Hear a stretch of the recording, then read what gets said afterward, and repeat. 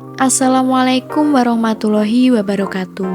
Perkenalkan, nama saya Hefni Fahera dari kelas KPI 1E. Di sini saya akan memaparkan materi sebagai prasyarat UTS mata kuliah Dasar Ilmu Komunikasi. Baik, langsung saja ke materi selanjutnya. Kali ini saya akan membahas materi pembahasan dasar ilmu komunikasi. Yang pertama, ada definisi komunikasi. Yang kedua, komponen komunikasi. Yang ketiga, fungsi komunikasi. Yang keempat, prinsip komunikasi. Yang kelima, hambatan-hambatan komunikasi. Yang keenam, persepsi. Yang ketujuh, komunikasi verbal. Dan yang terakhir, komunikasi nonverbal.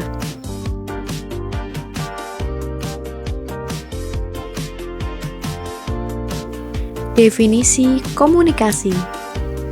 Komunikasi berasal dari kata bahasa Inggris, communication, kemudian dari kata istilah komunikasi, dan bahasa Latin communicatus atau communication, yang berarti milik bersama. Jadi, menurut Kamus Bahasa, kata komunikasi merujuk suatu usaha dengan tujuan guna menggapai kekompakan atau kebersamaan. Dengan kata lain, komunikasi menciptakan kesamaan makna, berkaitan dengan penciptaan dan penafsiran pesan yang sama. Definisi komunikasi menurut para ahli. Di sini saya akan langsung menjelaskan definisi komunikasi menurut Harold Laswell. Menurutnya, komunikasi adalah suatu proses yang menjelaskan siapa, berkata apa, melalui saluran apa, kepada siapa, akibatnya apa, atau hasil apa. Bagian 2. Komponen dan proses komunikasi. Komponen-komponen komunikasi memiliki 5 unsur. Proses terjadinya komunikasi. Yang pertama diawali oleh komunikator. Komunikator ini merupakan sender, pengirim yang menyampaikan pesan kepada seseorang atau sekelompok orang. Yang kedua dilanjutkan dengan encoding. Encoding adalah penyandian. Jadi pernyataan yang didukung oleh lambang, yaitu proses pengalian pikiran ke dalam bentuk lambang. Melakukan encoding dengan cara merumuskan ide atau gagasan ke dalam suatu pesan sehingga dapat dimengerti dan harus melibatkan ide tersebut ke benak pemikiran orang lain agar terdapat kesamaan makna atau pengertian. Selanjutnya, yang ketiga adalah pesan. Pesan merupakan seperangkat lambang yang bermakna yang disampaikan ke komunikator. Media. Media merupakan saluran komunikasi, sarana tempat berlalunya pesan dari komunikator kepada komunikan. Yang kelima, ada decoding. Decoding yaitu pengawasan dian, yaitu proses di mana komunikan menetapkan makna pada lambang yang disampaikan oleh komunikator kepadanya. Decoding ini berisi penafsiran yang harus dipahami oleh komunikan dalam menerima pesan agar suatu pesan tersebut berarti sama. Selanjutnya, penerima. Penerima pesan ini adalah komunikan yang menerima pesan dari komunikator.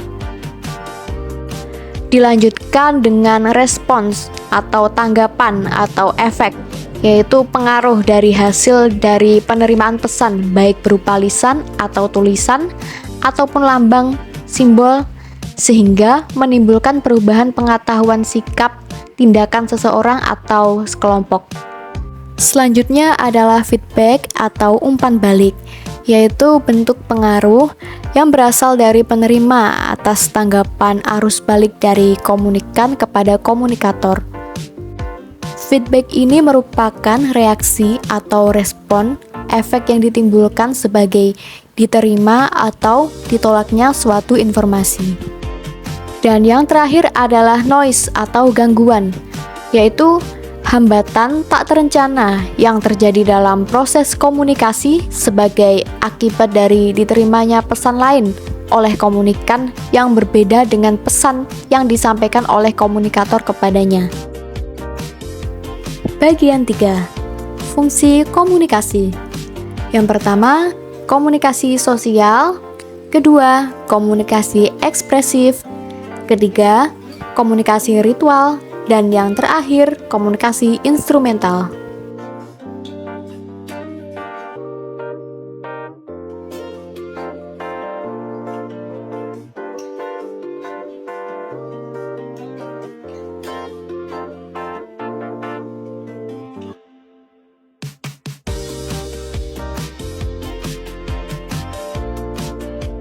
Bagian 4. Prinsip-prinsip komunikasi.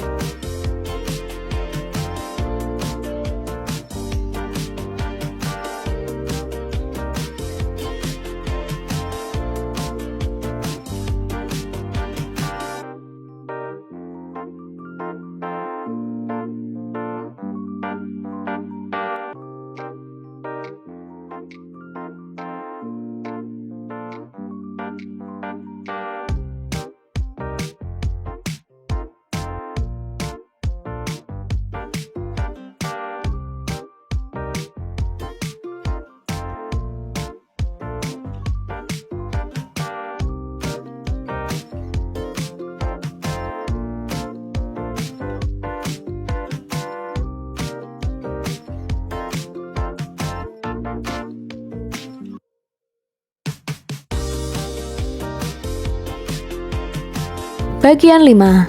Faktor-faktor penghambat efektivitas komunikasi. Yang pertama, hambatan sosio, antro, dan psikologis. Hambatan yang pertama ini adalah hambatan yang terdapat pada pihak komunikannya. Hambatan sosiologis berkaitan dengan sosiodemografinya, seperti umur, tingkat pendidikan, jenis kelamin, pendapatan. Sedangkan hambatan antropologis yaitu kata-kata yang bunyinya sama tetapi maknanya berbeda. Dan hambatan psikologis yaitu hambatan dari komunikan yang memiliki kondisi psikologis yang kurang mendukung, misalnya sedang ngantuk, marah, atau cepat tersinggung. Yang kedua, hambatan semantik. Hambatan semantik ini hambatan yang terdapat pada pihak komunikator, menyangkut pada bahasa yang digunakan, seperti salah tulis, salah pengertian, atau penafsiran, lalu akhirnya bisa salah komunikasi atau miskom. Yang ketiga, hambatan mekanis. Hambatan mekanis terletak pada alat-alat atau media yang digunakan untuk berkomunikasi. Misalnya nih, kita sedang menelpon, tiba-tiba suara terputus karena sinyal. Dan yang keempat, hambatan ekologis. Hambatan ekologis, hambatan yang disebabkan oleh gangguan lingkungan terhadap proses berlangsungnya komunikasi. Misalnya, saat ada acara konser, kita akan mengobrol dengan teman. Otomatis suasana di sana itu riuh sehingga kita mungkin tidak terlalu mendengar apa yang teman kita katakan. Dalam artian pihak yang berkomunikasi ini kurang jelas saat menerima pesan. Bagian 6. Persepsi. Persepsi meliputi penginderaan atau sensasi, yaitu proses penangkapan rangsangan stimulus dari penginderaan. Yang kedua, atensi atau perhatian. Artinya, sebelum manusia menafsirkan objek atau kejadian atau rangsangan apapun itu, kita terlebih dahulu memperhatikan kejadian atau rangsangan tersebut. Intinya, persepsi mencaratkan kehadiran suatu objek untuk dipersepsi. Dan yang ketiga, interpretasi, yaitu penerjemahan atau penafsiran. Persepsi sosial. Ada 5 unsur. Yang pertama, persepsi berdasarkan pengalaman.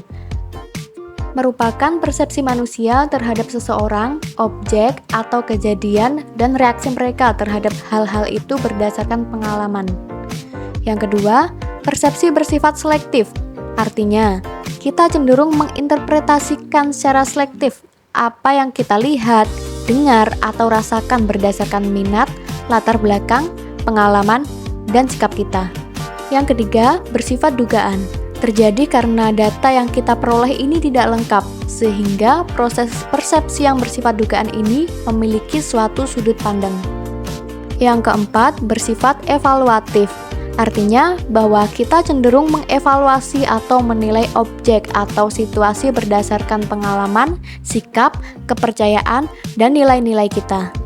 Yang kelima, bersifat kontekstual. Artinya bahwa dari semua pengaruh dalam persepsi kita, konteks merupakan salah satu pengaruh yang paling kuat. Bagian 7. Komunikasi verbal.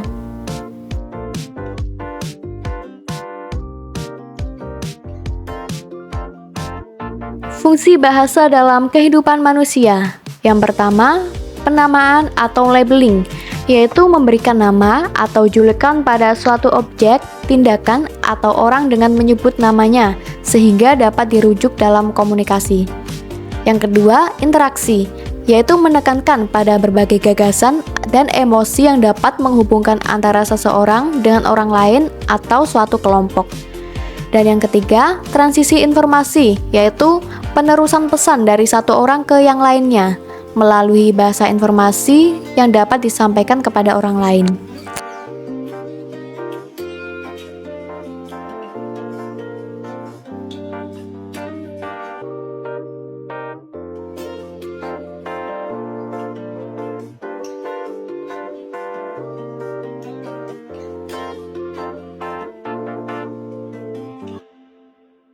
Bagian 8. Komunikasi nonverbal.